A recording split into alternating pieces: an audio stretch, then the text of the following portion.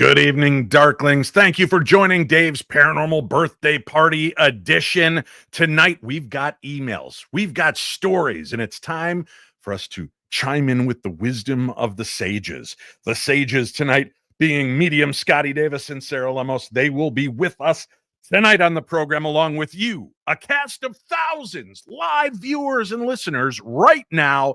So hold on, strap in, and get ready for a little fun because it's my birthday and I demand it. I'm your host, Dave Schrader, and this is my Paranormal 60. I'm not gonna stand here and listen to this baloney. He won't float. He doesn't stand for baloney.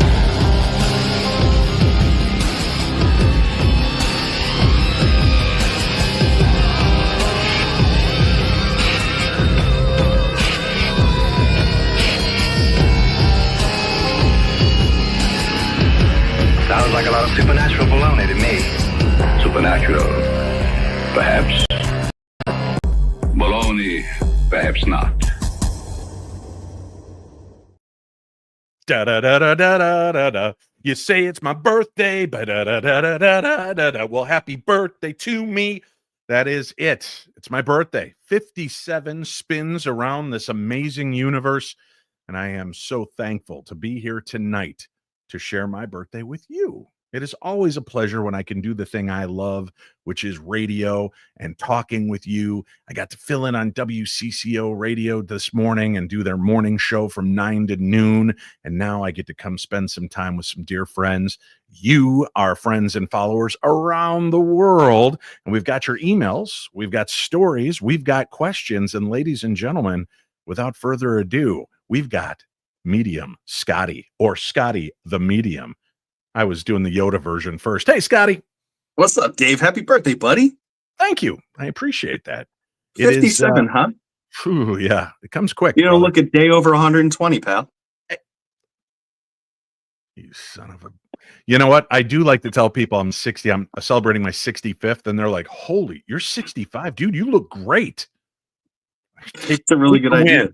Take the win where you can, right? I'm 65. I'm 57. And born 4 years to the date after the assassination of John F. Kennedy. And I suffer migraines. Do you think there's any chance I'm like the reincarnation of John F. Kennedy? I don't know. Can you say chowder for me?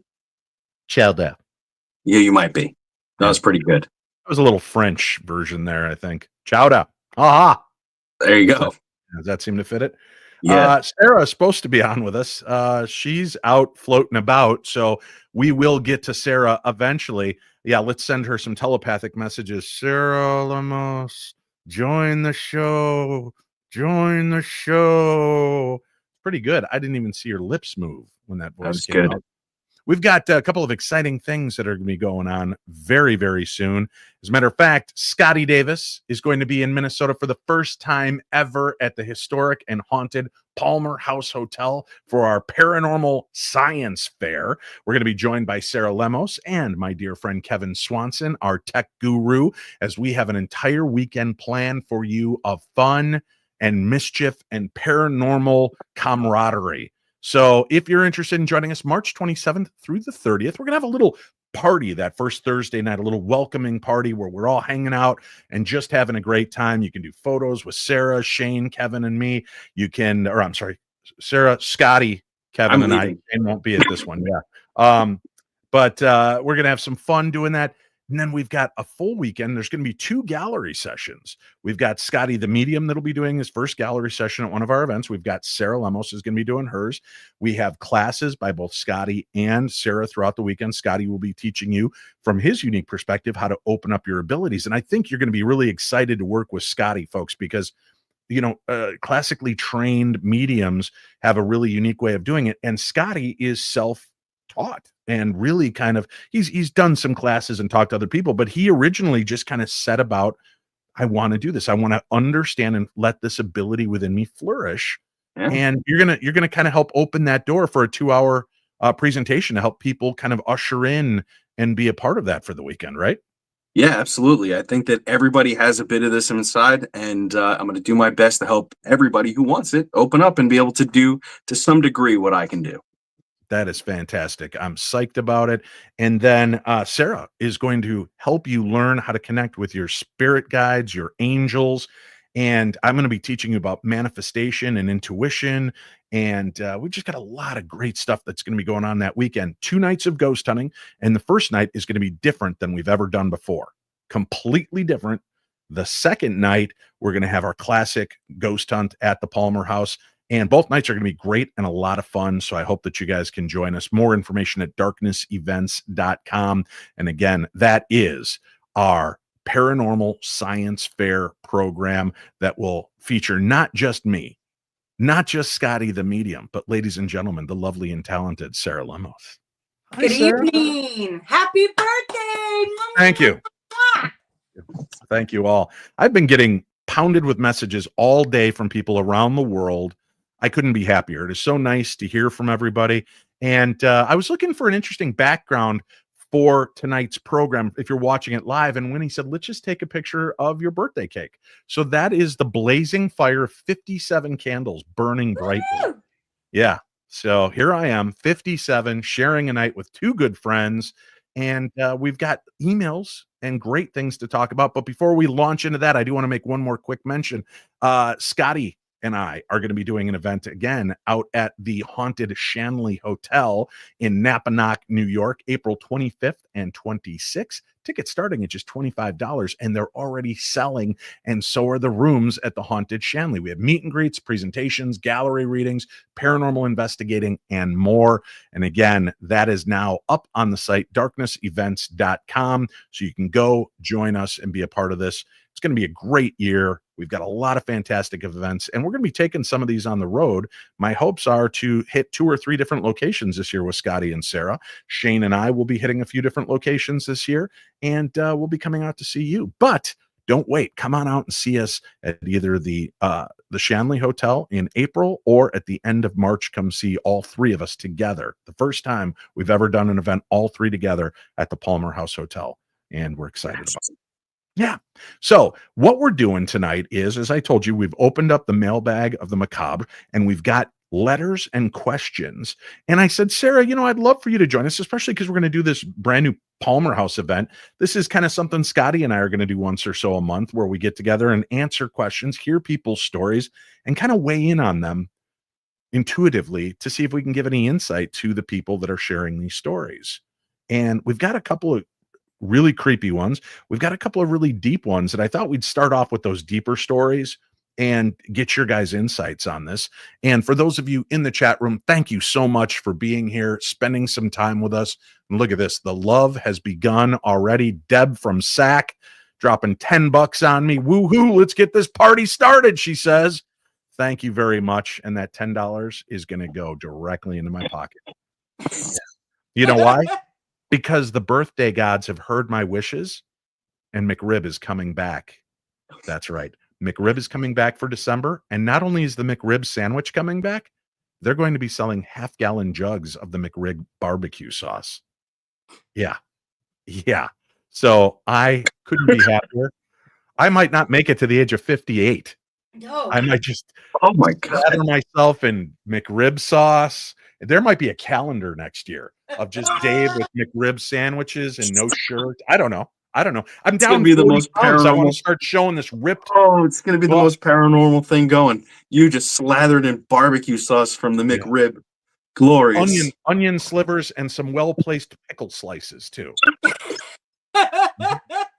Just what? I'm just saying, it's delightful. And look, Paranormal Pixie's jumping in because those half-gallon jugs of barbecue sauce are $20 online. So now I've got $10 from 2 friends. That means I can get myself at least 1 jug.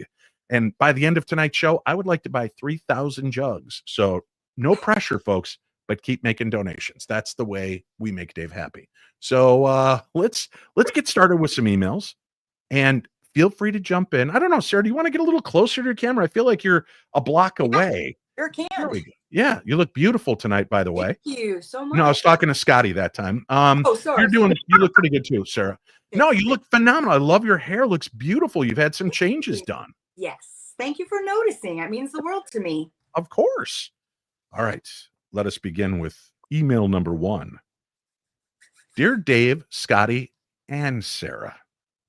Are you ready for this? Hello. First, I want to thank you all for the wonderful shows. I've been listening to you for years, and I don't know if I got this to you in time for the episode with you and Scotty for your birthday, but I have a question.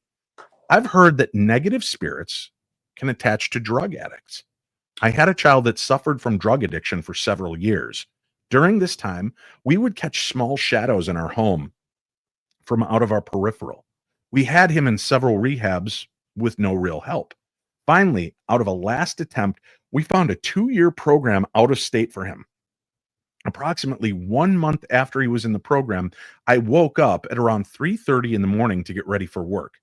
After washing my face and getting dressed, I know that I was wide awake. When I opened the bedroom door and stepped into the hallway, I looked up and was staring straight at a tall shadow man. After what felt like 5 or 7 seconds, it just disappeared.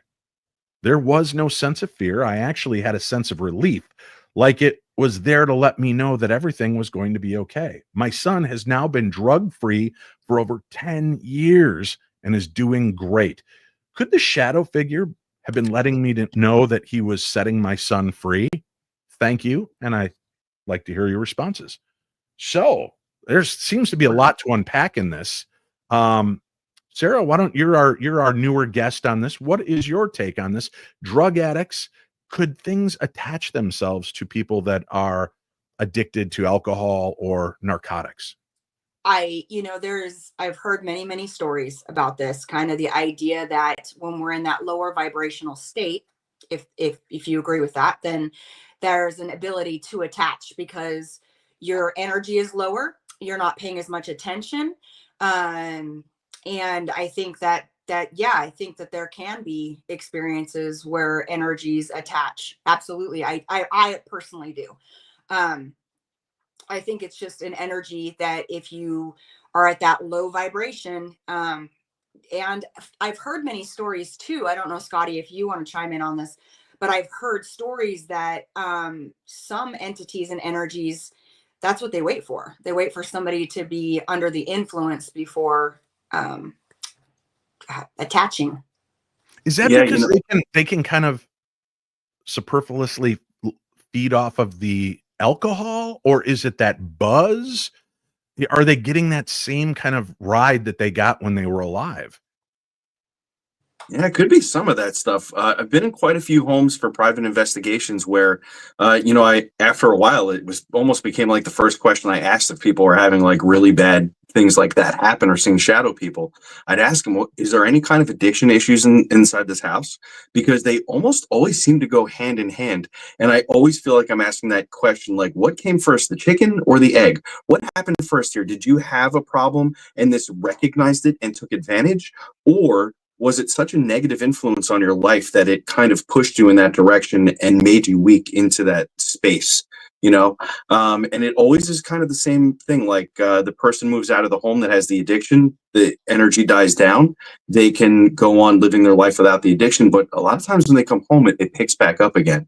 So it's a really interesting question, and I hope that shadow person or whatever that energy was releasing your son, and that he can continue to have the wonderful life that he definitely deserves. That's fantastic insight. Listen, I had a chance recently to have an aura photo taken, and I got a reading. And Bobby, who did my reading this last weekend, really tapped into stuff, but it was interesting. And I was kind of surprised. I'm going to see if Winnie will run out and grab the aura photo for me. I forgot it out in my car. But I want to share it with you guys. And what I was really surprised by, I've got a lot of medium and psychic friends, and many of you, including you two, have said, Dave, you're intuitive. You've got some abilities. And if you start to build on them, you will see it come to fruition. Honestly, I've always been kind of, okay. And then we took the picture, and I was surrounded in blue and purples, which he said, these are signs of kind of psychic ability, intuition, all of this. And then he went on to do a reading for me that was really remarkable, but I wanted to show you guys the picture. So this is kind of what I got when I was looking over the story today.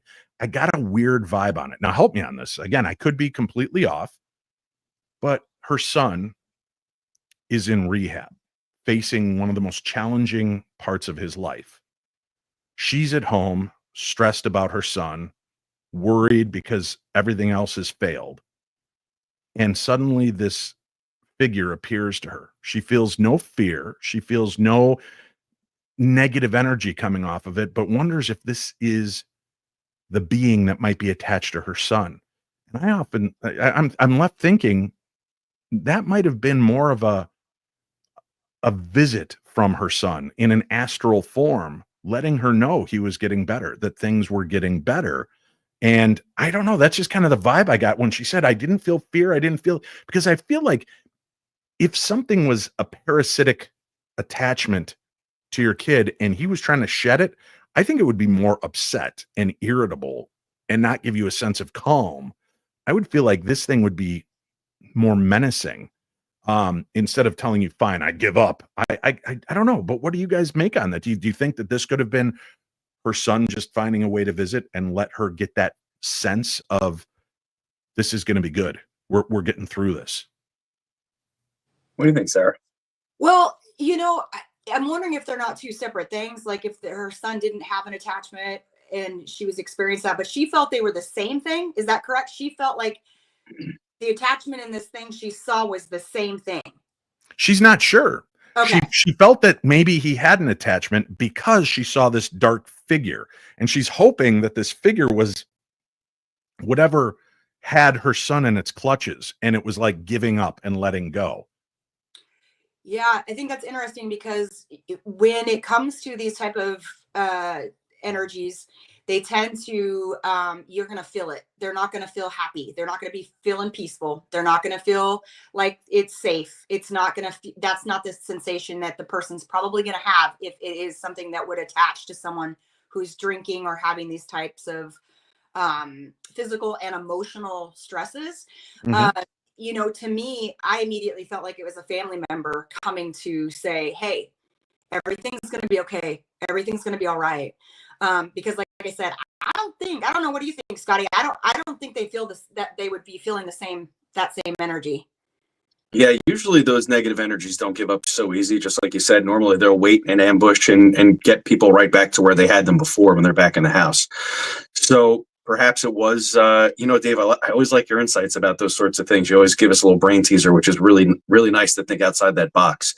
In your line of thinking, Dave, I would say I would want to interview her son around that time and ask, like, hey, when you were in rehab, did you have any kind of experiences where you had a dream where you visited home, or you felt like you were finally recentered and back being yourself and didn't feel like you needed that crutch?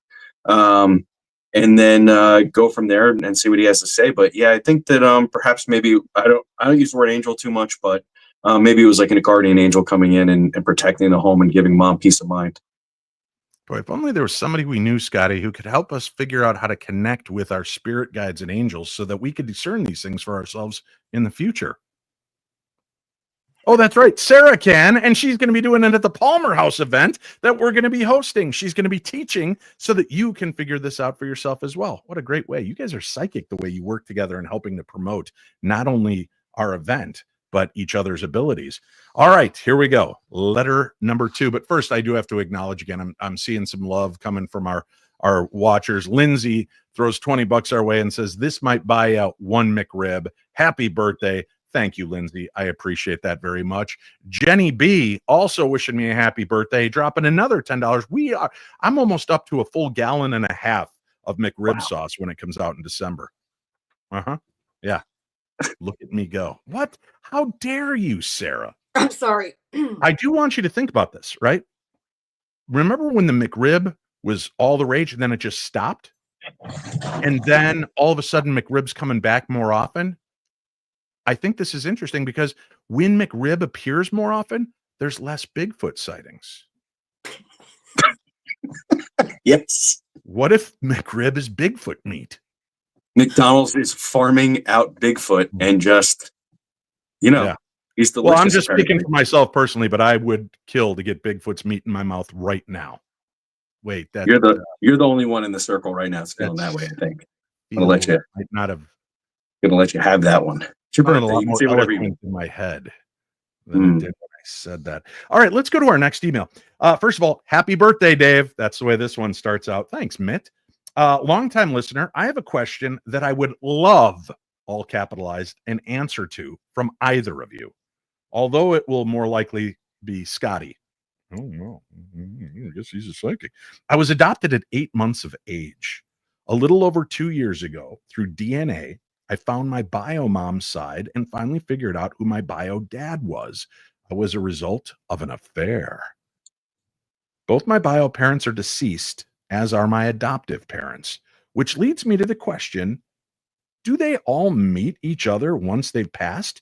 And do they know I've met my brother, sister, nieces, etc.? Curious your thoughts or feelings. Stay spooky.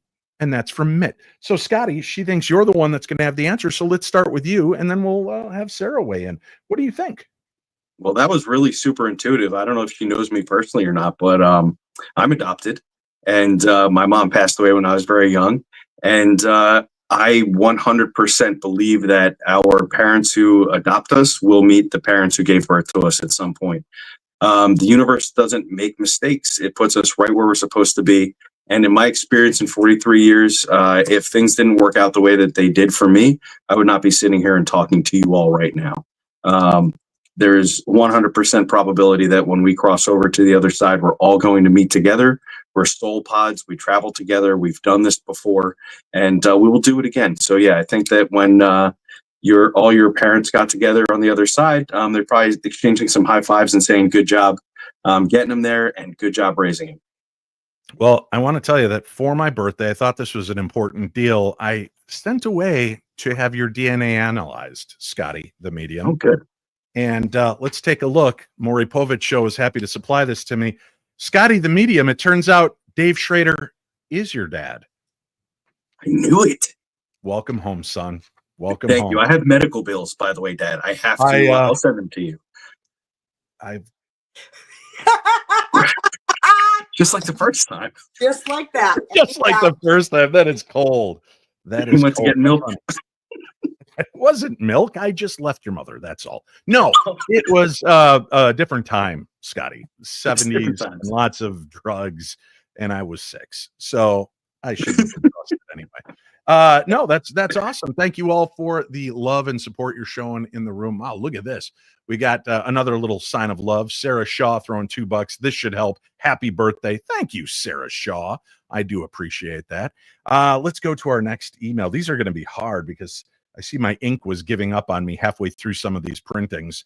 So I'm going to try to use my psychic ability to read the lines that seem out of whack. Was there anything else you wanted to weigh in on, Sarah, about meeting would our biological parents meet our adoptive parents on the other side, or no, because they're not the same? I think they absolutely do. I think, energy and vibration is seeable on the other side, and they know that frequency and vibration of their loved ones. And yeah, I think absolutely they meet each other. Absolutely. Why wouldn't they? Right. Sounds beautiful to me.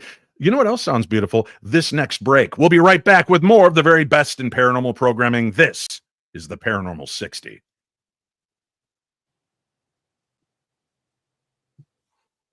And welcome back to the program. I'm Dave Schrader, the birthday boy. Joining me now, Scotty the medium and Sarah the medium.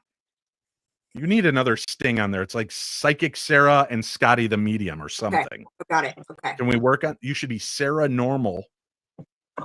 That nickname's gone though. I think it's already out there. Yeah, Sarah Normal. That would have been pretty cool. Mm-hmm. The Sarah Normal Show. Huh? Yeah. All right. Haunted music box is the topic of our next email. Hi, Dave and Scotty.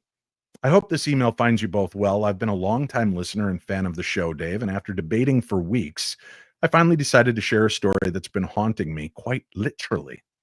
A few months ago, I inherited an old music box from my grandmother. It's beautiful, intricate piece of work with tiny painted roses and a gold filigree. Something straight out of a fairy tale. Growing up, I loved hearing it play, but now as an adult, it has a different feel. When I first brought it home, everything was fine. It stayed in my living room as a decorative piece, but I would occasionally wind it up just to hear the nostalgic melody. Then one night, after a particularly stressful day, I heard it play all on its own. The melody was soft, almost hesitant, and stopped as soon as I entered the room.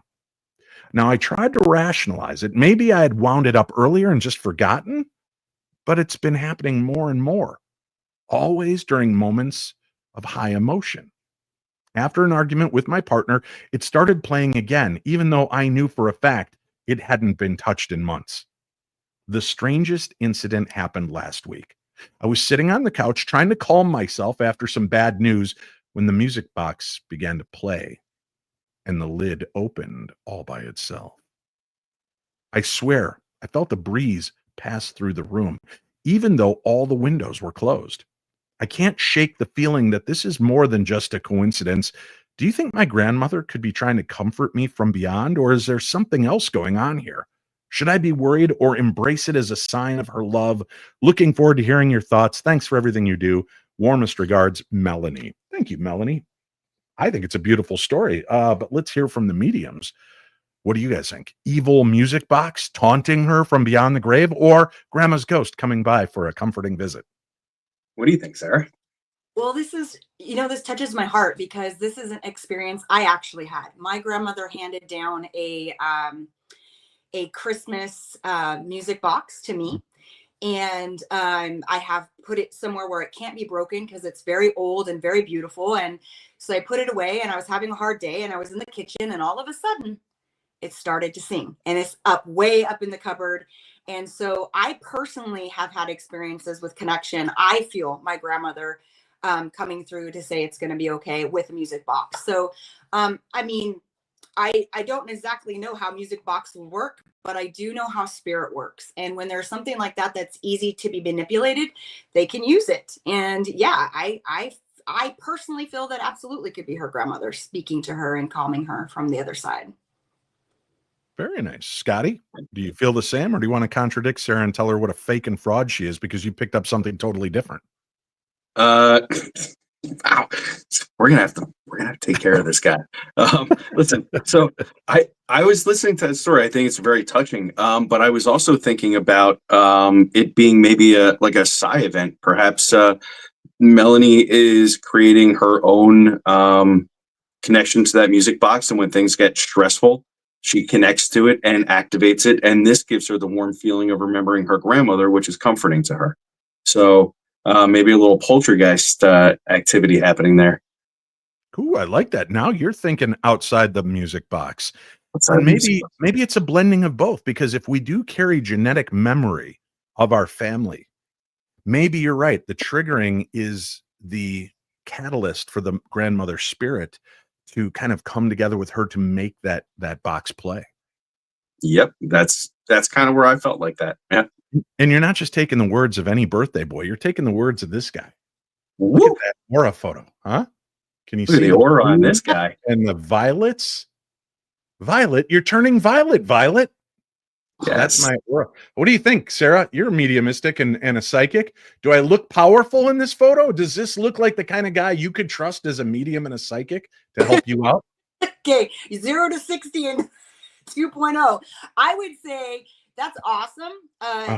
It's a really interesting how the violet and the white. There's white up there. Is that light purple at the very top? It's like, yeah, way up at the top here. It's like a violet.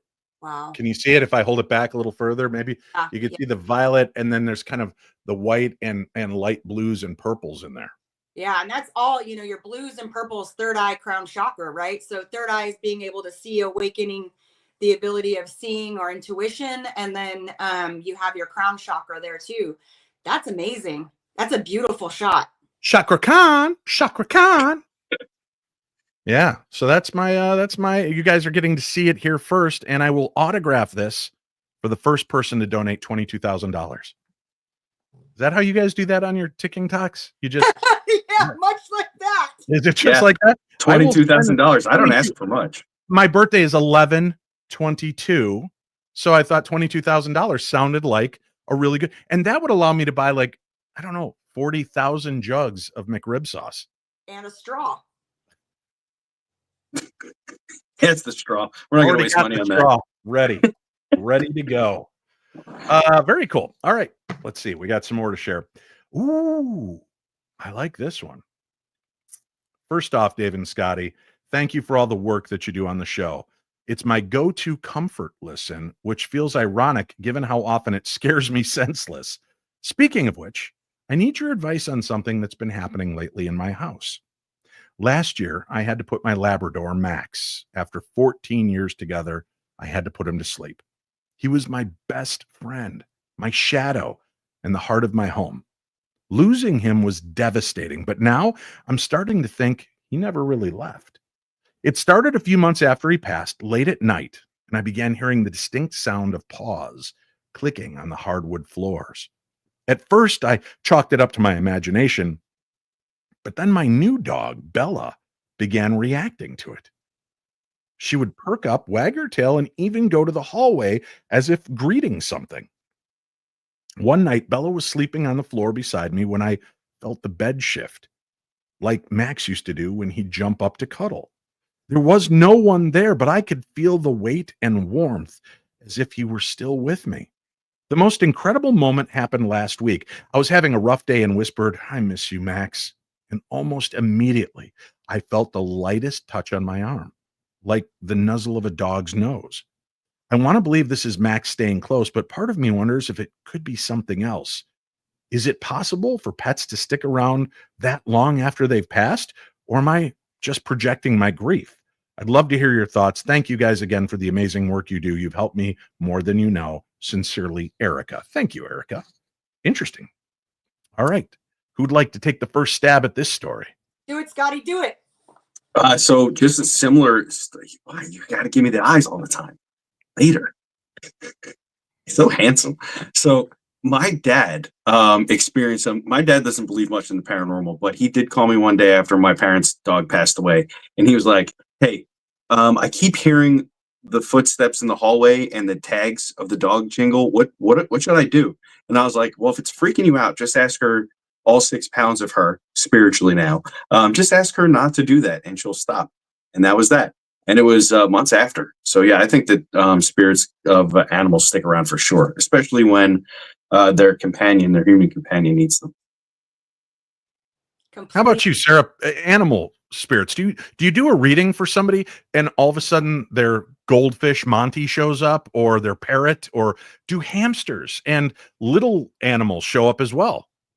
We were at the at the Palmer house. I think it was last year, and a large snake came in and spirit snake slithered up to this guy and was right next to him. And I said, "Did you have a very, very big anaconda, white, like it's beautiful?" Sarah, this is a family show. Can you reel it back a little bit? And he started bawling his eyes out and said, "Yes, that was my snake. And I had him for years and years and years." And so, yeah, I think different animals come through. I've had horses come through before. But usually, yeah, dogs and cats come through a lot. And you experience them as if they were at your feet or legs. And so I always tell, my clientele, be careful, because that is, that's energy and you may trip.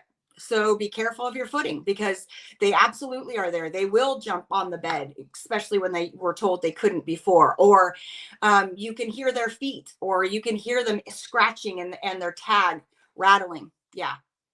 Yeah, I know. My dog, I had a dog named Walker. She was this big, fat, silly black lab mix. And when I went through my first divorce, I had to move into an apartment that wouldn't allow me to take her. So she went to live with my parents, with the caveat that my dad's like, "This is short term, find a home. You're taking this dumb dog back." And she lived out the rest of her life with my mom and dad because she became my dad's best friend.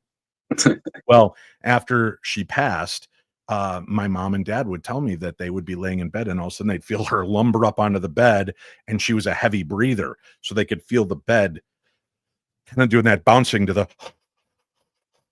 as it was laying there next to her. And so they were really, taken aback by that. They thought that was pretty cool to have that kind of connection still. And it's beautiful. Unfortunately, my dog, who people know, Hans Holzer Schrader, we had a beautiful little pit bull. He got very sick this year, and was it was sad. We had to take him in and have him put down. and it's still devastating for us here.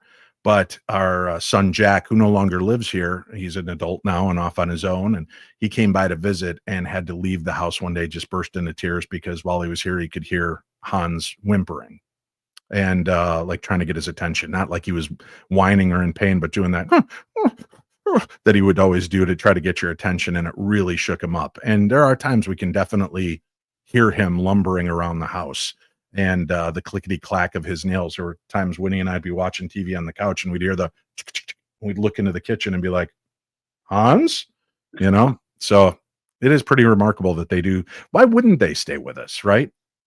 That was one of my favorite episodes of the Twilight Zone, was that episode where it's like the old man who falls asleep underneath the tree with his dog, and he wakes up and he and his dog start walking up the road, and they get to this spot and there's a guy waiting for him, and they're like, hey, welcome to heaven. And he's like, what? Yeah, you two passed on, but welcome to heaven. And he's like, wow, this is amazing. And he's like, all you've ever wanted is waiting for you. Come on.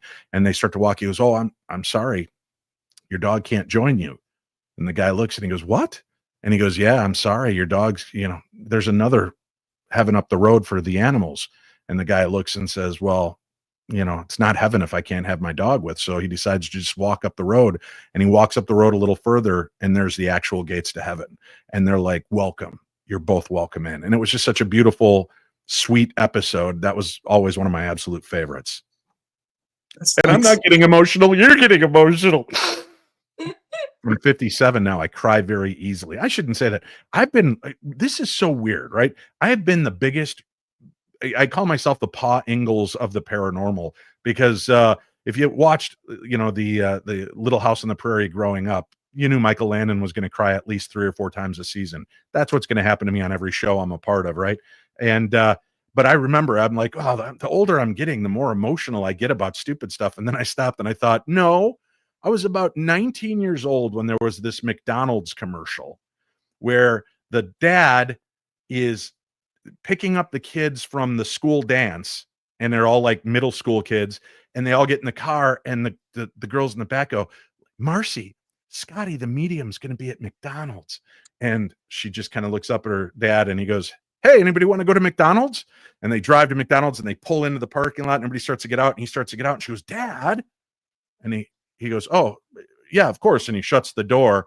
And then you see them inside, and the dad is kind of sitting back in the seat watching, and he's got the fries sitting on the dashboard, and he's eating the fries, and he's watching the little girls talking to the boys at the table. And then the little girl just turns to the window and mouths, I love you, Dad.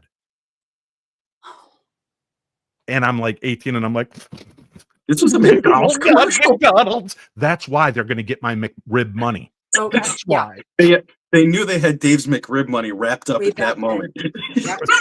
There was no denying at that point that the McRib money was a real thing. Even I can make Dave cry. See, Paranormal Pixie knows. She knows. That's really funny. Good to see you, Sharon. Thank you for showing up as well. Got a lot of great people jumping into the chat room tonight. We've got more to read. Let's get to it.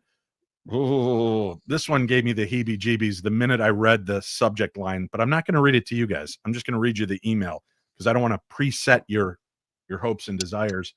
Dear Dave and Scotty, let me start by saying I've never been a big believer in the paranormal, but I do find it entertaining. That is, until recently. Over the past few weeks, I've been dealing with something I can't explain, and it's starting to consume me. Every night, like clockwork, I hear muffled screams coming from beneath my house. It's faint but unmistakable, long, drawn-out cries that sound eerily human. The first time I heard it, I thought it was maybe an animal trapped in the crawl space, so I grabbed the flashlight and I went to investigate, but there was nothing there.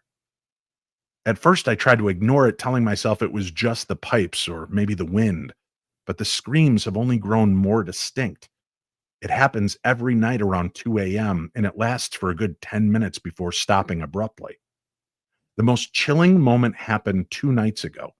As I was laying in bed, I swear, I heard my name whispered just before the screams began. It was so clear that I jumped up and ran outside, but again, there was nothing. First of all, let me applaud you for jumping up and running outside, because if I hear,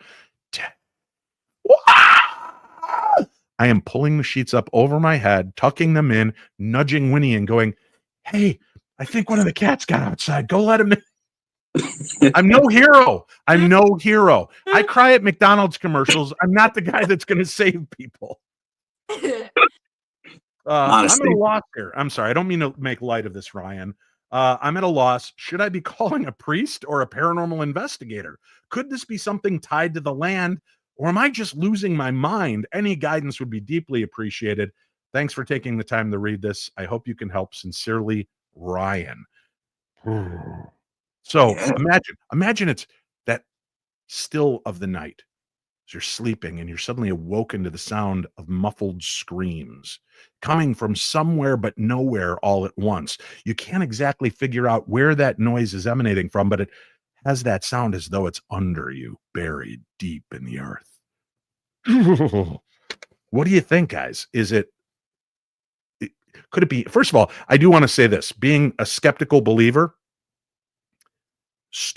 maybe record it if you can.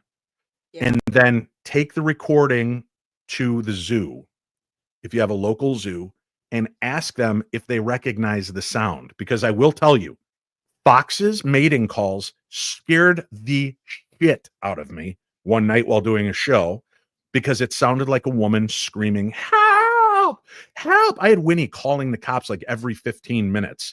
And then at the end of my show, I stormed outside to meet the cop car because I'm like, no, you need to get out here and find this woman's being beaten to death, apparently very slowly because it was over a span of 3 hours. Cop's like, you're new here, aren't you? And I said, well, yeah. And he goes, well, this is very suburban-y.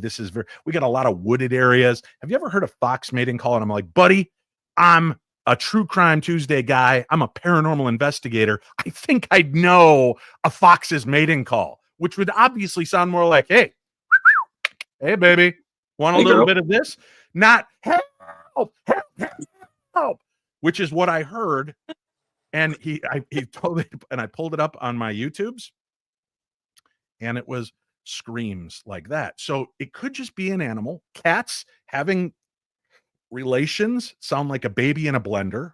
How do I know it sounds like a baby it's just what I assume a baby would sound like in a blender, because it's the most horrific noise ever heard by human ears. So that would be my first inclination. Record the sound and then take it to see if any animal experts might be able to tell you. Let them know where you are. That's why I said a zoo, because they're probably more familiar with local animals, and see what's going on, because it also could be like a bobcat that's a half a mile away, but their scream is intense, and at night there's nothing else holding that sound back, so it sounds muffled and beneath you when it's really very close. But I don't want you to think you're nuts. I'm just saying there are some answers that you could get that will lead you down there. But now I will hold this letter up. I'll rub it on the screen so that you guys can pick up on it psychically. Picking it up on it psychically. All right. So is it paranormal? It's like all McRib. I think I got more of your hand than the letter. Yeah. Dave, you gave the advice that I would give.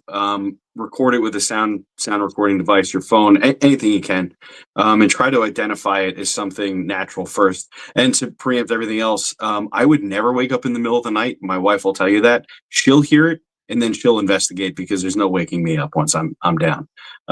Sarah, what about you? Yeah, I mean, the fact that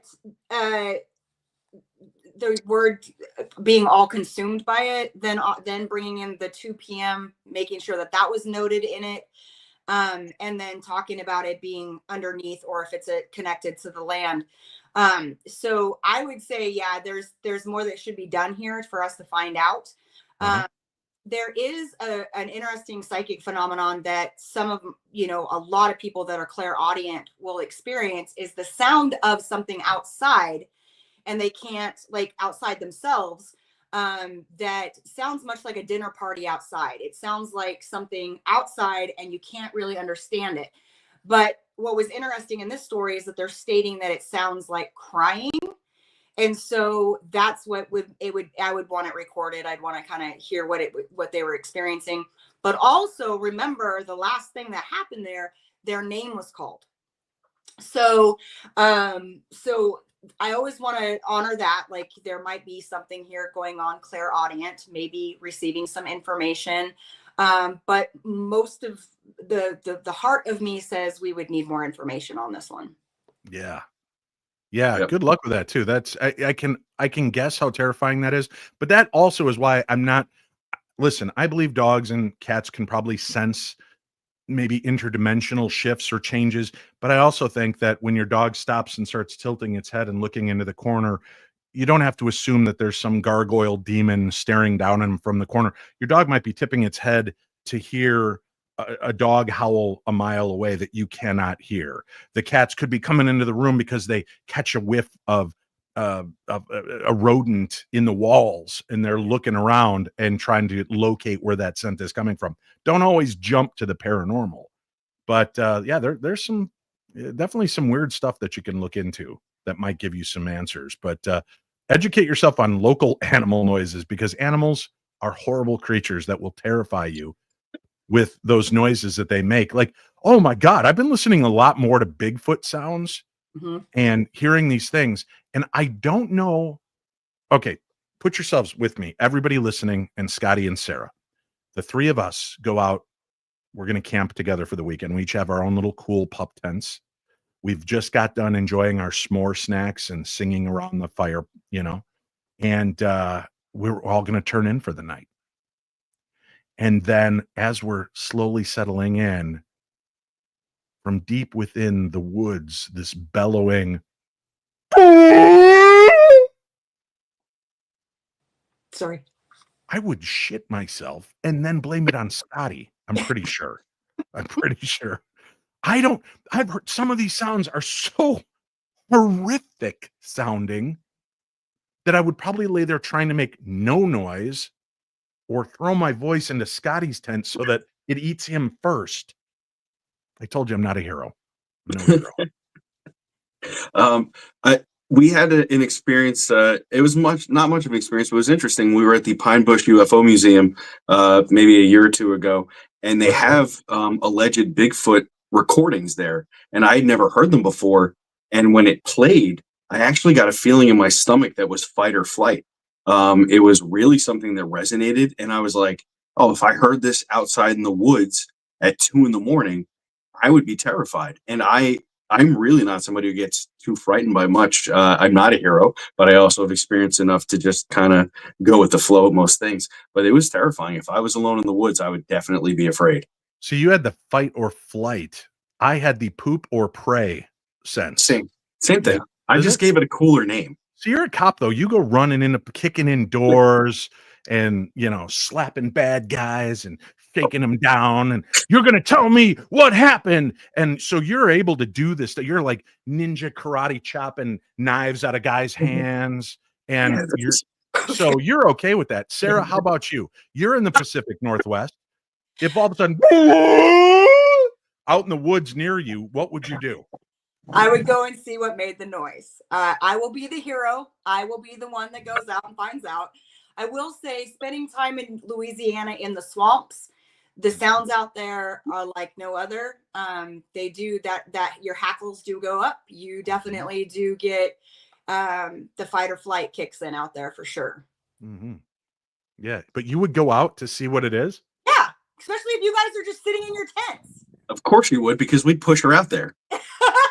I'm screwed because my scent is nothing more than McRib sauce and Twinkie cream.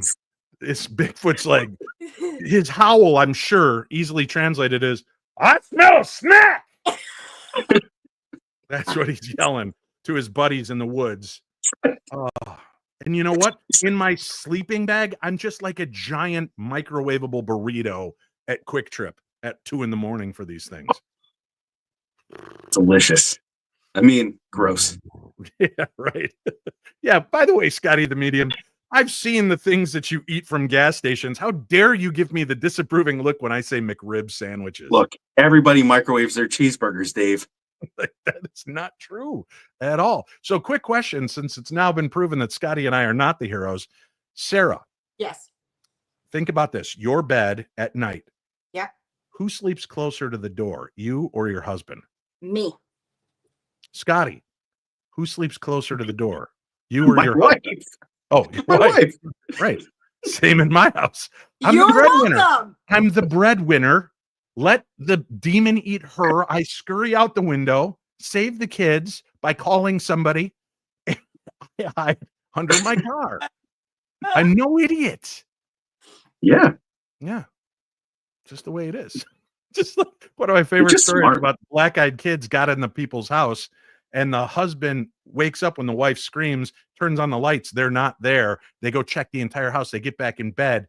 He puts his back to the wall. He pulls her in, and he big spoons her as a little spoon. And whenever I tell that story, people are always like, "Oh, he's so romantic." I'm like, "No, he is spring loading her. So if they come back, he can shove her. And when they're feasting on her flesh, he's out the door." Smart man. Yeah. Just We're math. not heroes. I'm not paid to be a hero. I barely paid at all. I'm a reality TV guy. Yeah. Well, I wasn't paid well before, but the Bonsai Warrior has helped me celebrate my 67th birthday. I'm 57, but thank you. My advice, don't eat the Bigfoot meat. Keep the diet going. You don't look a day past 57. Thank you, Bonsai Warrior. Thank you. $67. That's love. Thank you. All right. Really? So you would go out, Sarah. Why do I have trouble believing? I think you just want to seem like a tough ass. And the minute you would hear that resounding through the woods, not knowing which direction it's coming from, I think you have a different opinion. I think if I'm running towards them and they're running towards you because you smell like barbecue sauce, I'm in the win, man. I'm just gonna keep running. Yeah. Oh, Lisa Burgess throws $4.99 my way and says hashtag poor Shane has just changed to hashtag poor Winnie.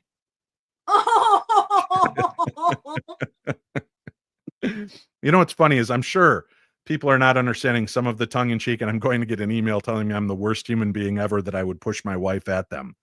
I mean, I would still do that, and I might be the worst human being, but somebody's got to live, and I want it to be me. Yeah.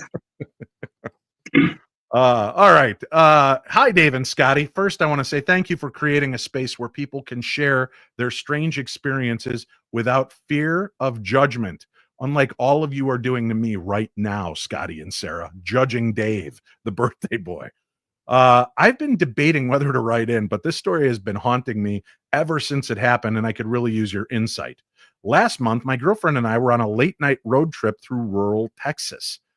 It was one of those quiet, clear nights where the road stretches on forever, and you feel like the only people in the world. Around midnight, we noticed a set of lights hovering over the road in the distance. At first, we thought it was maybe a low-flying plane or maybe a drone. But as we got closer, the lights didn't move away. They seemed to follow us. There were 3 of them, bright and pulsating in a way I've never seen before. We both started feeling uneasy, but we kept driving. Suddenly, the lights seemed to surround the car, and everything went blindingly white. The next thing we knew, it was 2 hours later, and we were 40 miles further down the road than we should have been. Neither of us remembers anything about that missing time. We didn't even feel like we'd been gone that long. It was like we blinked and the world had shifted. I said shifted. Since then, we've both had strange dreams about glowing figures and odd symbols. And my girlfriend has been waking up with unexplained bruises on her arms. We've talked about going to a hypnotherapist to see if we can recover the missing memories, but honestly, we're scared of what we might uncover. Do you think this could have been an alien encounter? How do we even begin to process something like this? Thank you for taking your time to read this. Your advice would mean the world to us. Best, Mike. Wow. Yeah. Mike. That was, I feel like, right out of the X-Files. That's quite the encounter, and it keeps happening. Mike, could you do me a favor and draw, if you can remember what the symbols are, draw them and scan them or send them over to me at dave@paranormal60.com, because I have seen some other alien writing and I'd love to be able to compare it without showing you what I've seen. I would love to compare it to other images that I've been given over the years. Yeah, that would be cool. Yeah. So I know it's scary to go back and get those memories, but if you think something like that is continuously happening, you got to start with what you have, and what you have is your eyewitness account. So Yeah. if you can go find somebody that can safely put you into a state of hypnosis and recall those memories for you without putting anything in there further, right, leading it in, that would be really awesome. I'd love to hear what you have to say about that, because that's such the fact. And he wrote shifted, which is really interesting. So did he Yeah. get lifted? Is he like lifted from one timeline to another? Do things here seem different than they were before? Or is it just his perception has changed because this is such a scary experience? And then with that, people who claim to have been abducted sometimes come back with a higher understanding or knowledge of the human condition, basically. And they are not sure how to process it, because it's much different than when they, before they got taken away. All right. Now, I wasn't laughing at your answer, Scotty. I was laughing at Sarah's kind of contorting face as she was listening to you. I could see she was trying to process it, and there were just some of these great looks of like not sure what to do with this. What's your thoughts on this, Sarah? Well, they're checking the boxes, right? So we have missing. Mhm. That's something that we look for. The symbols, I've heard so many times that people have experienced interdimensional beings or alien star beings, and the missing time, and then also not being put back where they were. All three of those things are things that many people talk about in their experiences. The one thing that I'm concerned about is the idea of, having someone do hypnosis. What It just feels dangerous to me for some reason. I don't know why, but when they were like, that's scary. Like, let's go back and open that up. I'm not saying don't do what you want to do, but that I don't know that I could. Right. And here's something I heard a very kind of wise man say to me recently about hypnotherapy and doing that. You have to make sure that you're really ready, because once you open it, that is your memory to carry forward. You can't get rid of it. It's yours. So do you really want that burden of knowing yes or no? If that burden could be that yes, you were. So that's going to be an individual thing. Yeah. Yeah. I'm in. Sarah's gonna chase Bigfoot, but she doesn't want to know what happened. I'm in. If it's me, I want to know if That's because it's aliens. Bigfoot are not vivisecting cows and anal probing people. Aliens are. Oh God, this is the things that we're here for. I want to know. Wait, you're here to be vivisected and anal probed? Yes, I was it's in my contract. You read it. You signed it. Here we are. correct. I'm waiting. You are correct. I'm starting to recall that element of our friendship. So, interesting. Thank you for weighing in and sharing your somewhat twisted and weird thoughts. Speaking of twisted and weird thoughts, you can join the three of us this year together for the first time, all three of us, March 27th through the 30th at the Paranormal Science Fair at the Palmer House Hotel, Sauk Center, Minnesota. Tickets are on sale right now. There are still some rooms available at the Palmer House, and there are other hotels in the area that you can stay at, but the tickets are available for the first 60 people to sign up, and it is a weekend of amazing paranormal opportunity, learning about your angel and psychic guides, learning about adapting and developing your abilities, learning about manifestation, intention.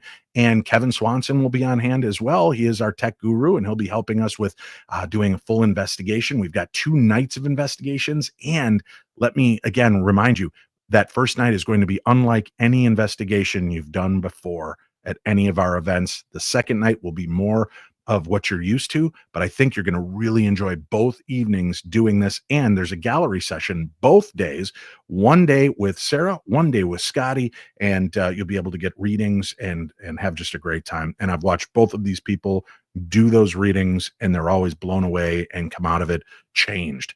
All right, we're going to take another quick break. We'll come back. We've got more emails to share, and we'll do that next right here on the Paranormal 60. Dave Schrader's big paranormal birthday bash next.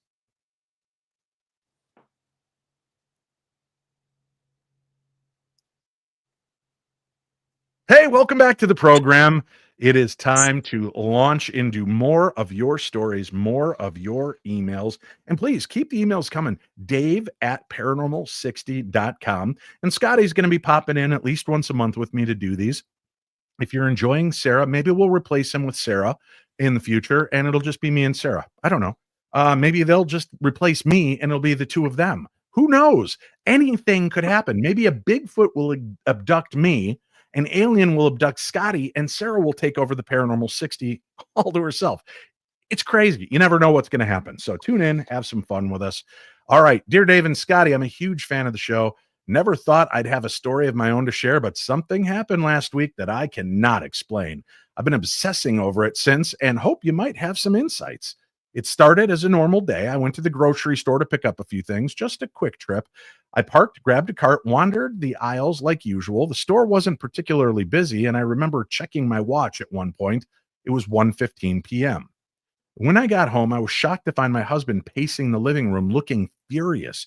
He asked where I'd been for the past 3 hours. I laughed it off, thinking he was exaggerating, but when I checked the clock, it was after 4 p.m. I couldn't believe it. There's no way I was in the store that long. I even pulled out my receipt, and the timestamp confirmed I checked out at 1:45. So 30 minutes after she looked at her watch in the store, she checked out. So where did those other 2 hours go? I've been trying to rationalize it. Maybe I zoned out or lost track of time, but then I started remembering odd little details, like seeing a man in 1950s style clothing near the produce section and hearing old-fashioned music playing faintly in the background. Could this have been some kind of time slip? Or am I just losing my grip on reality? I've heard stories like this on your show before, but I never imagined it could happen to me. Any advice would be so appreciated. Thanks for all you do. And that comes from Carly. Now, I'm going to be honest with you. I was not sure I wanted to share this email because I'm going to lean into you guys to answer, but I don't want to end up being a resource for somebody that's doing something they shouldn't and trying to convince their spouse that they were in a time slip or abducted by aliens. And I'm not saying, Carly, you did that, but I just don't want to open that door that Scotty, Sarah, and Dave are now giving you an alibi for shenanigans. This is really important. You know me, I am a law enforcement officer, and I always look for the easiest, most logical explanation. Right. And 2 hours of missing time between spouses. But not in Carly's way. We know Carly can do that. But no. Some people. Yeah. Carly's going to be like, wait, you made everybody else feel safe and non-judged except and now you're coming for me. No, and that's why I said it was tough. I just want Carly to understand. We're going to share this because I do think it's fascinating, but I also want people to please don't in the future try to incorporate us in any kind of shenanigans. Yeah, for real. Yeah. $1,500. I'll say whatever you want. I mean, anyways, yeah, we've talked about time slips here before, so that's it's really interesting. 2 hours, but to forget 2 hours is really interesting. Most people who have a time slip scenario remember it pretty quickly, or they recognize it when it's happening. I have pretty serious time blindness due to ADHD, so I lose track of time all the time. I'll think 5 minutes has gone by, and it's in reality 45 minutes. My wife, I don't want to say she yells at me, but she uses strong tones when I'm falling behind in my time, and she reminds me, like, hey, you're not processing time the same way it's happening, so you need to pay attention. And I could see myself being lost for 2 hours, wandering the aisle, looking at labels and forgetting what I was supposed to do. Not only could I see you doing that, I've watched you do that. Did watch. We did go antiquing together. You saw it happen. Mantiquing, I like to call it. Sarah, what's your thoughts on time slips? We've talked about it between Scotty and I on the program before, but what do you think? I've researched a lot about it, and like I know that I feel that it can happen. In this scenario, though, if it wasn't so long ago, we just changed our time. We just changed the clocks, and some of us haven't changed all the clocks in the house. So all of a sudden, I think I'm missing time all the time because I'm realizing, oh shoot, that clock is wrong. I still have an extra hour. So I'm not sure what to think. I mean, the fact that they're explaining, hearing music, seeing someone in time, a different clothes, but in the same grocery store she's used to. I'm not sure what to think, to be honest with you. I do believe time slips can happen 100%. But we did just change our clock, so I don't know. I don't know what to feel about this. Yvonne King says loss of time is always aliens, isn't it? Like abduction. Not necessarily, Yvonne. Listen, there are many of us that get behind the wheel of our car after work and all of a sudden we're pulling in our driveway and we're like, how the hell did we get here? Because your brain is tracking some 200 other things, the things you forgot to do at work, the things you have to do when you get home. What are you up to this weekend? Did you remember to make the stop at the bank? You've got all these things. So sometimes muscle memory takes us to places. So many of us lose time daily. But in the instance of going into a location, we've heard this before, I would first of all find out how long that store has been there. Yeah. And if the store's been around since the 40s or 50s and you felt like you were seeing somebody from the 50s, maybe you did kind of slip through a time portal. And to you, you were in there 20, 40 minutes. When you come back out, it's like a really great series, especially because it's 11/22 today. There's the Stephen King series, 11/22/63, that involves time travel and trying to stop the assassination of President Kennedy. And when this guy steps through the portal, he can step through and could spend 20 years on that side. But the minute he steps back, it's only been 2 minutes in the current reality. So I could see that. And there have been people that have claimed that they step through, they see something, they come back out. And then when they turn around, the building is abandoned and dusty and broken windows. And it's been 2 hours, but they were only in there for 4 or 5 minutes. Time is weird.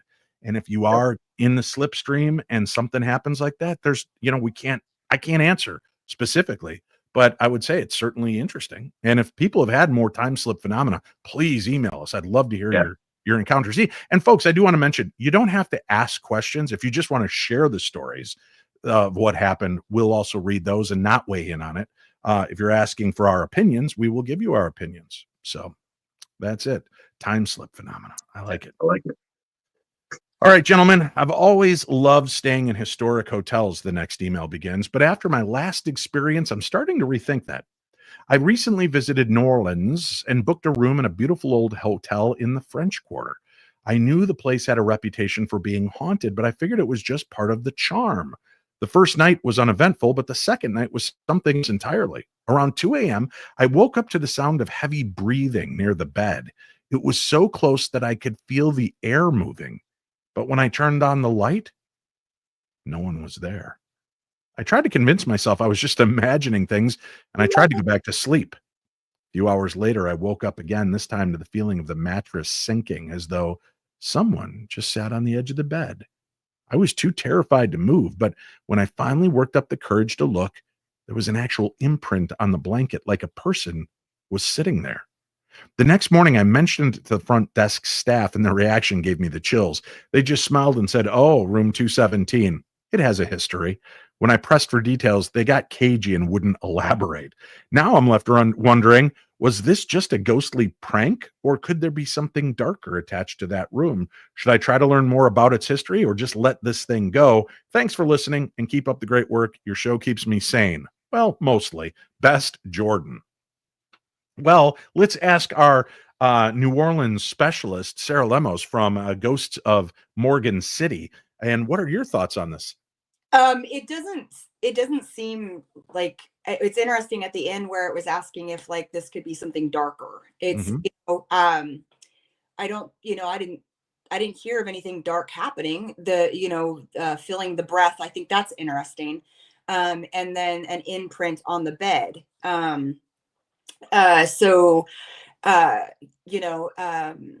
Yeah, that is a very, very, very haunted area. It is very, very, there's been so much trauma and drama and having to rebuild and years of that. And so those areas are very, I feel very, very haunted and have a lot of history. And I think, what could it hurt to learn a little bit more? I mean, nothing happens, yes, something happened, but nothing harmful occurred. So if you wanted to take a look into it some more, it might give you the answers that you're searching for. Very good. But again, just realize that you're going to get an answer you can't give away. No. It will be with you forever. True. So, sometimes in those rooms, look around on like dresser tops and sometimes in the drawers, because sometimes they keep little journals that people that are visiting the bed and breakfast will say, "Oh, Sarah and I were here for our wedding anniversary and it was beautiful and we enjoyed the French toast, but we had something weird happen." And sometimes you can flip through those books and find ghost stories or other tales. Maybe even somebody, well, I came back to visit because my father died here 20 years ago. You might just find some nuggets of gold in those little books. And if the employees won't tell you about them, look up the name of the hotel and room 217. I'm betting somebody's written about it. Yeah. Yep. All right. That's cool. Hi, Dave Scotty. I've been a fan of your show for years, Dave, but I never thought I'd have a story of my own to share. Over the past few months, something strange has been happening in my home. I'm starting to get freaked out. It all started when I began noticing a shadowy figure standing in the corner of my bedroom at night. And at first I thought it was just my eyes playing tricks on me, but the more I looked, the more distinct it became. It's tall, easily over 6 feet, and its shape is human-like, but it has no features, just dark, imposing outline. The figure doesn't move or make any noise, but I can feel it watching me. The air in the room feels heavier when it's there, and sometimes I get this overwhelming sense of dread. The scariest part is that my 4-year-old son has started talking about a tall man who visits him at night. He's described it exactly the way I see it, dark and silent, standing in the corner of his room. He even said the man doesn't talk, but he watches me. Hearing that made my blood run cold. I don't know what to do. Is this thing dangerous? Is it tied to the house? Could it be following us?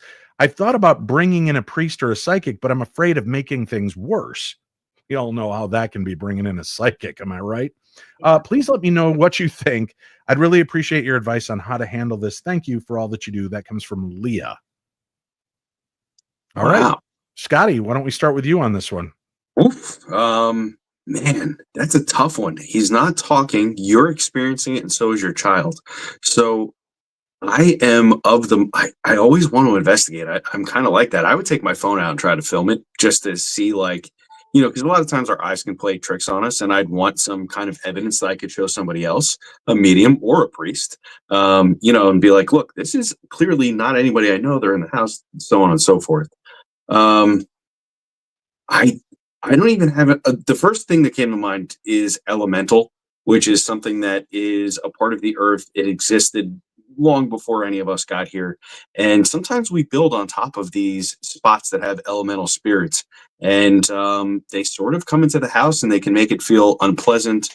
They can make the air heavy, just like you're talking about. And they can appear in human form, but they wouldn't be quite human. You would know, you'd say, this isn't quite right. And a lot of times they're just kind of observing us, or sometimes they're giving us a warning, like, you need to go because this is my spot. Although I really don't know too many elemental attacks, but it's an interesting thing. How about you, Sarah? Can elementals attack?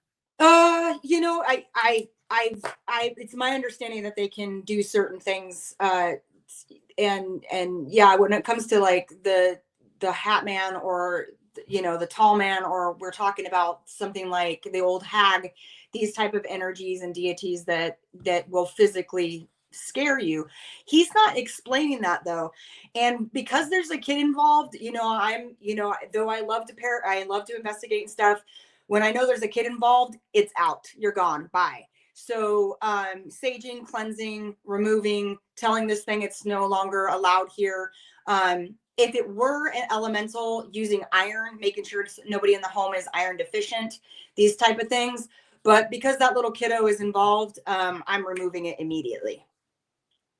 See, to me, the initial thing is, reading this, nowhere does she say there's anything frightening. Right. She just witnesses this. So again, you got to lean into some of the intuition.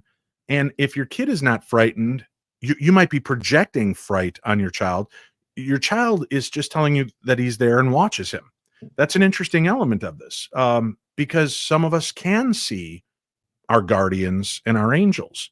And when I've always said, when we're sleeping is when we might be the most vulnerable, because if we do astral project and we are out of body having experiences, maybe there are things that stand sentinel over us to watch, to make sure that we're safe. And you come to and wake up, and there you see this being could be just there to watch and make sure that you're okay. I would go with a lot of that gut feeling. Again, I've asked so many people. So you wake up, you see a shadow person in your room. After you get past that original kind of shock and awe, what do? Most people tell me I just roll over and go back to sleep. So to me, there's something almost comforting to that. Now you could say, well, maybe it's the aliens cloaking our mind. They put us back to sleep so they can, do what they're going to do. But I just kind of feel like you kind of know when you're in the presence of something unpleasant. And fear plays an interesting game in our mind because we've seen so many horror movies where the shadows stretch out and reach. It could be frightening. It's a low light setting. Your eyes are reading things, and you just might not be picking out all of the detail of this interdimensional watcher. So I try to tell people, don't walk in that state of fear. I don't want you to feel like your life is out of control because of that. Yeah, I agree. Definitely want to try to stay in control, stay grounded, and keep investigating. And if it feels like things are escalating, then always, I'm sure you can reach out to Dave, myself, or Sarah. Ask us privately if we have any further explanation or can help you. We definitely, like Sarah said, for the sake of any children that are involved, want to make sure that you're safe and protected, and we're giving you as good guidance as we possibly can. I would also, speak up. Let it know that you can see it and that your son can see it. It may not realize that you're seeing it. And especially if you're not reacting, if you're just seeing it in the corner and treating it like a coat rack, a lot of times, if it is a spirit or something that's there, I'm sure it doesn't want to scare you, or it wouldn't just be standing in the corner watching. It would be hovering over the bed, staring into your face. That's what I would do if I were a ghost or a spirit that wanted to creep you out. Right. That's or just you. Yeah, well, I'm kind of weird that way. Hi, Dave and Scotty. Oh, this story I think ties in a little bit earlier with the cabin in the woods. Uh-oh. I've been listening to your show, and I can't tell you how much comfort it's brought me, especially now that you two are together answering our questions. But I do want to let you know I feel like I'm losing my grip on reality. Something strange has been happening ever since I explored an old abandoned cabin near my property, and I could really use your advice. A few weeks ago, I was out hiking in the woods behind my house when I stumbled upon a cabin I'd never seen before. It looked ancient, like it hadn't been lived in for decades. The windows were broken, the wood was rotting, and there was this overwhelming feeling of heaviness in the air. I should have trusted my gut and walked away, but curiosity got the better of me. I pushed open the door, and the inside was even creepier. The furniture covered in a thick layer of dust. But there were strange things lying around, an old rocking chair facing the corner, piles of bird bones scattered across the floor, and symbols carved into the walls that I can't recognize. The moment I stepped inside, I felt like I was being watched. The silence was deafening, and the air was ice cold, even though it was a warm day. I didn't stay long, maybe 5 minutes, but when I left, I felt this intense pressure, like something was pushing me out. Ever since that day, weird things have been happening at home. I started hearing scratching sounds at night coming from inside the walls.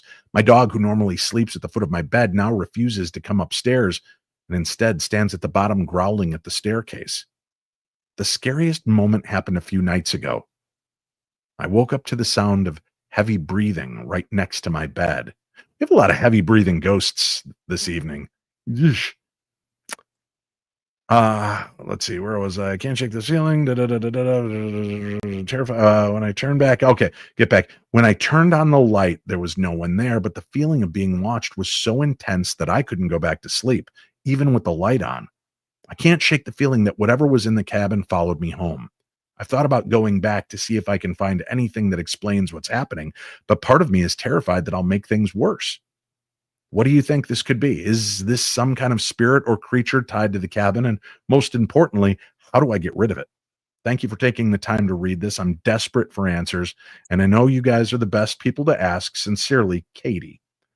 Now, Katie, coming from my perspective on this, and again, it's just mine, I might go back out there with a camera, maybe a video camera, film in broad daylight on a good day, film your entire path there.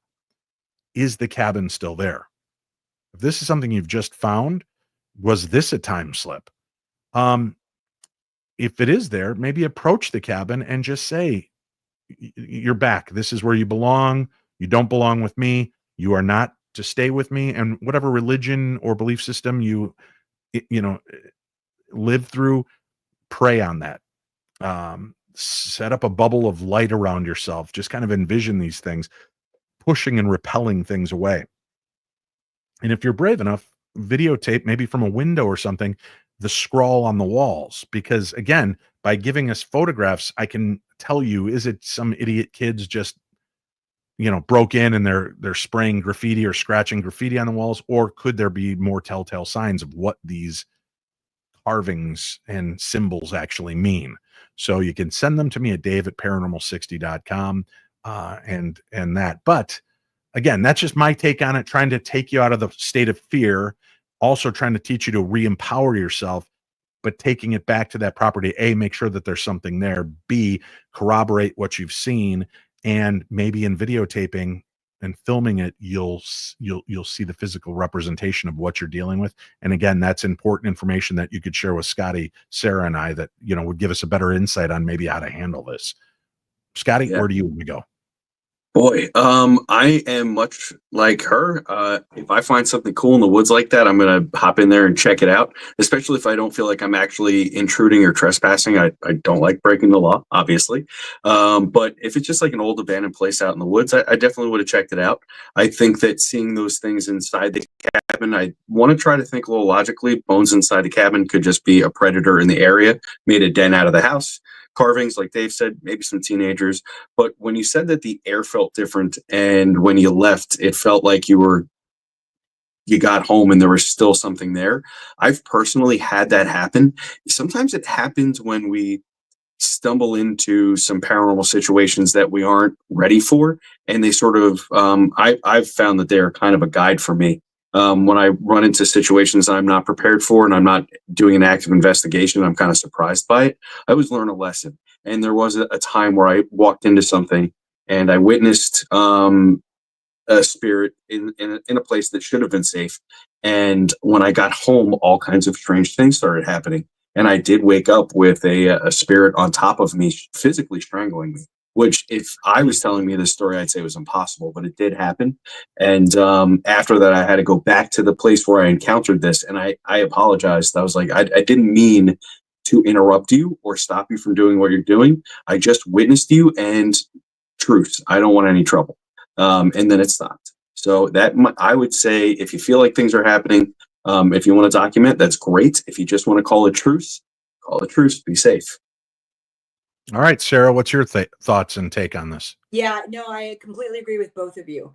And I think too, when we are in a state of fear, it's hard to think anything else could be happening, right? So we have this experience out in the woods, we come home and weird things are happening, and then we're really paying attention to every little weird thing that's happening. And so I think it's really normal to ask what's going on here, or ask, is there something that I'm being overly watchful of? But I agree with you guys completely, just saying, this isn't your space or place, or going back to that space and even seeing if it's actually there, if it's something that was physically still there. Agreed. All right. We've got one more story we'll do tonight, but before we do that, I want to make sure people are aware how they can contact you. Now, both of you do private readings, correct? Okay. And Scotty, we've had you on a few times, so let's give the floor to the lady of the evening, Sarah Lemos. Notice I said lady of the evening, not lady of the night. So don't start writing me, oh, Dave, that was disrespectful. Sarah, how do people get in touch with you? How do they get readings? And I also want people to know they're always coming to me asking, how do I develop my abilities? I feel like something's going, and who do I trust? What do I do? I always recommend you as a teacher. You and Cindy Keza seem to really touch people beautifully with the teaching and the skills that you've got on how to develop.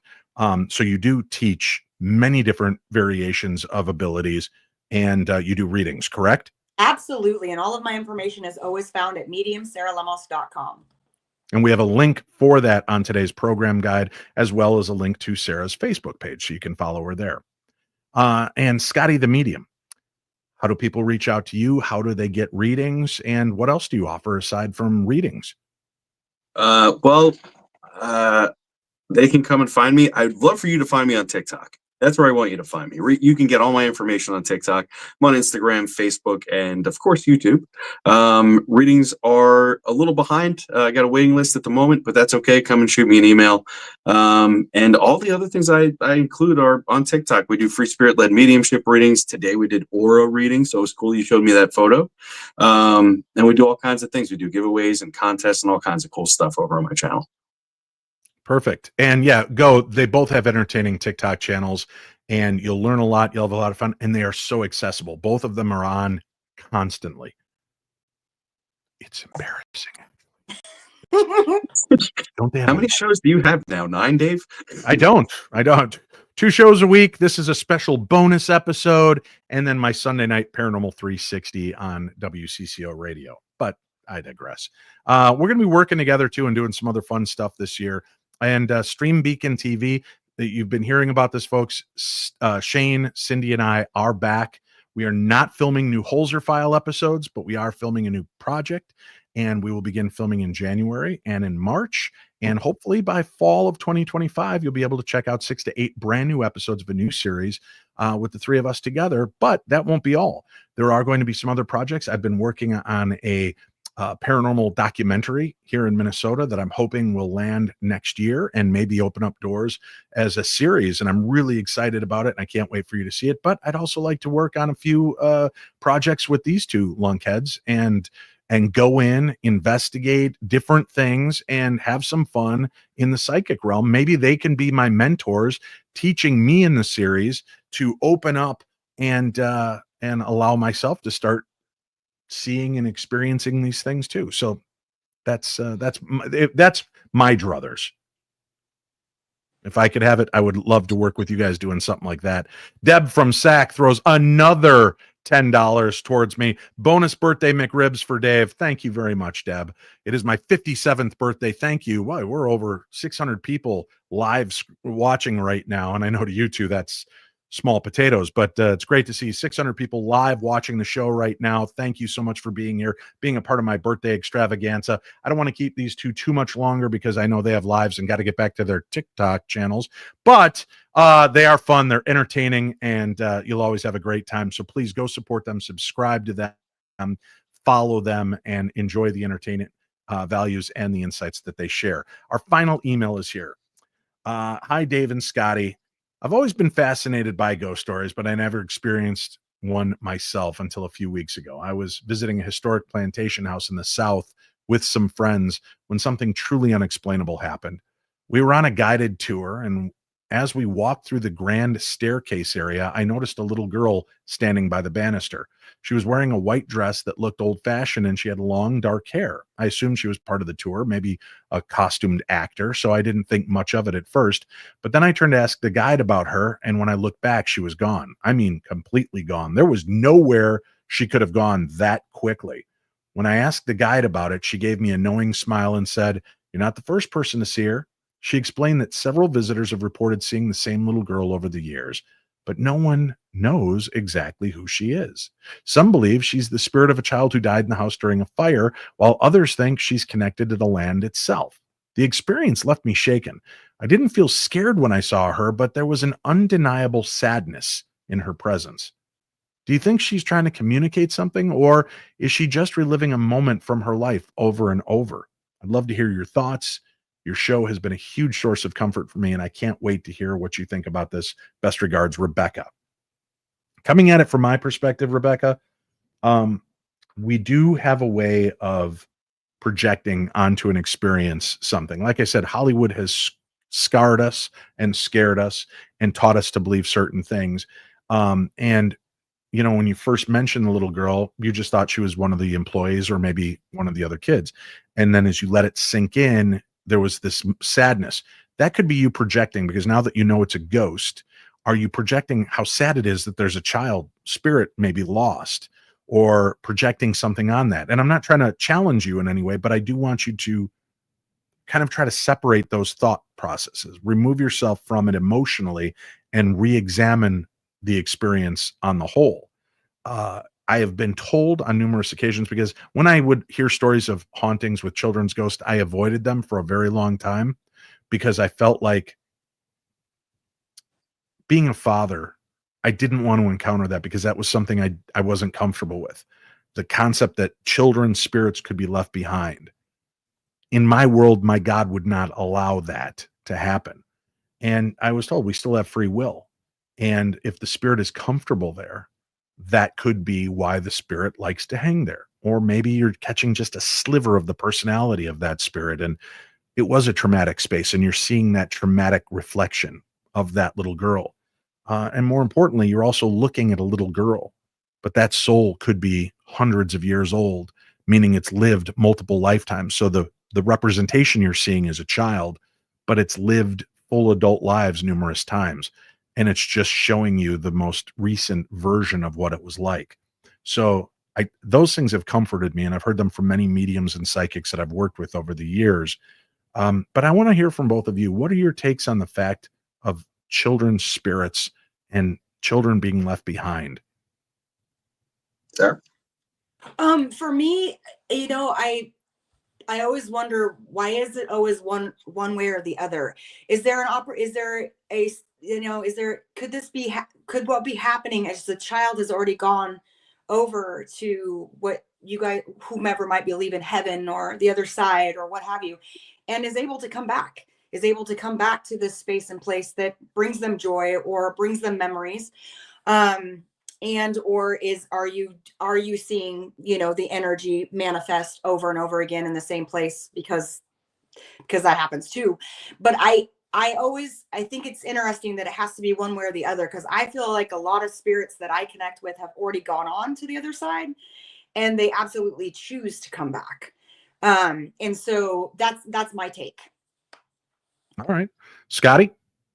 When I think about this, there's a thing that happened to me where I feel like the spirit is still here, and it's a child ghost, and she shows herself when it's important to show herself to people. So perhaps you having that experience of seeing this child and realizing later on that it might have been a spirit or ghost, maybe it was just to reassure you that there was something after we pass.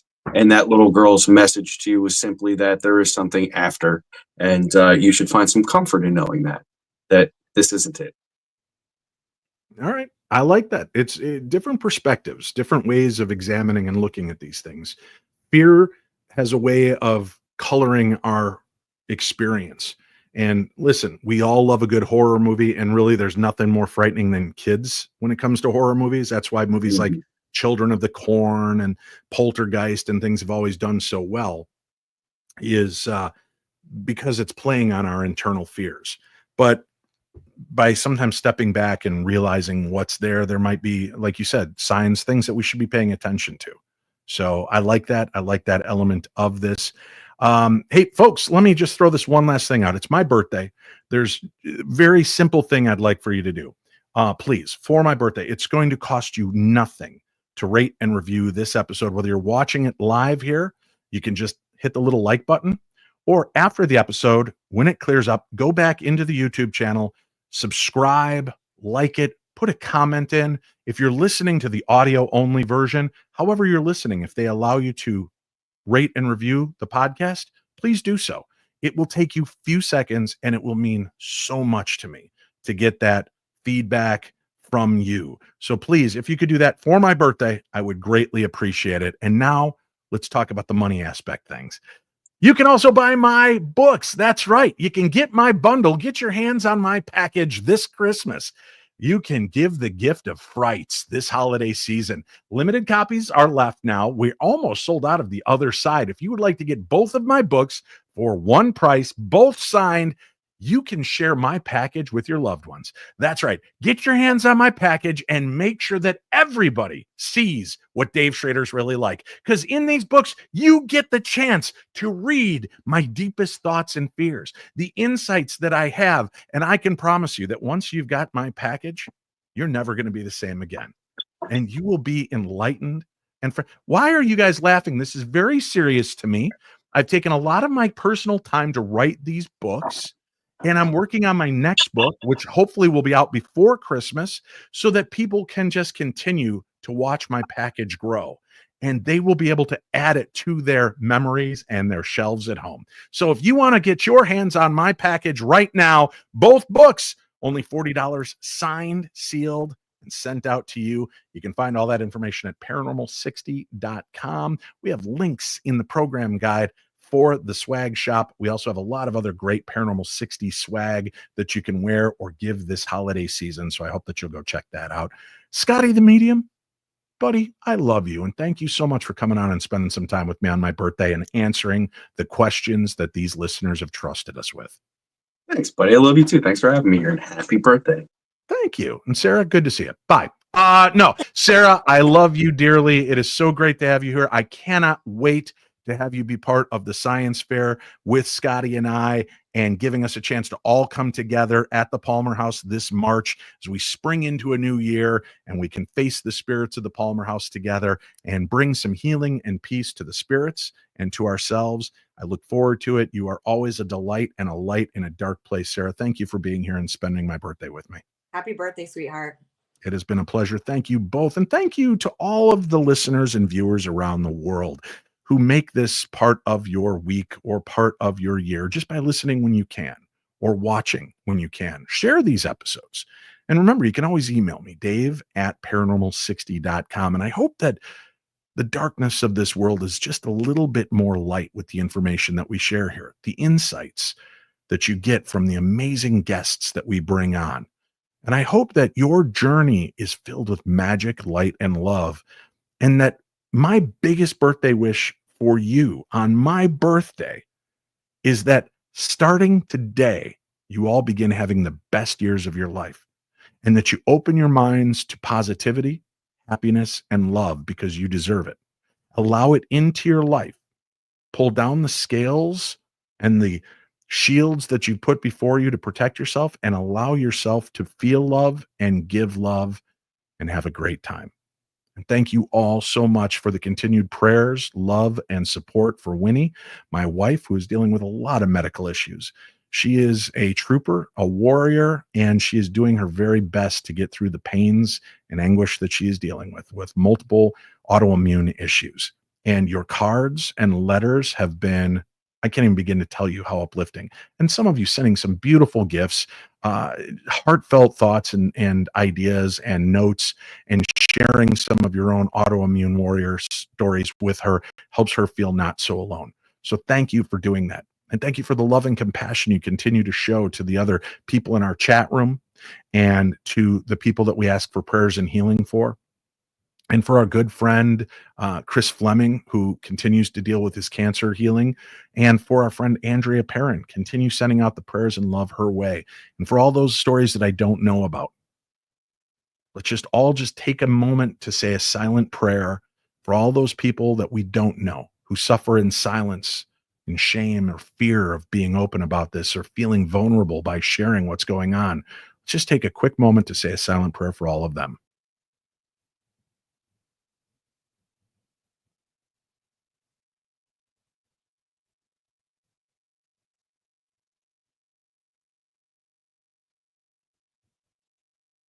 Amen. Thank you all. Have a great night. I will be back with you Monday and Wednesday next week. We've got 2 brand new programs coming your way, and you're going to love them. I can promise you that, because I'm Dave Schrader, the birthday boy, and I almost never lie to you on my birthday. Have a good night.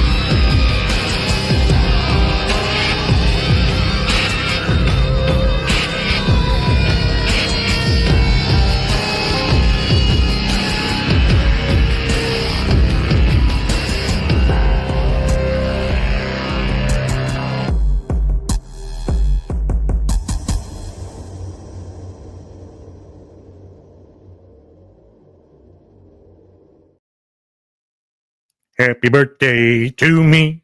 Happy birthday to me. Happy birthday, dear me. Happy birthday to me.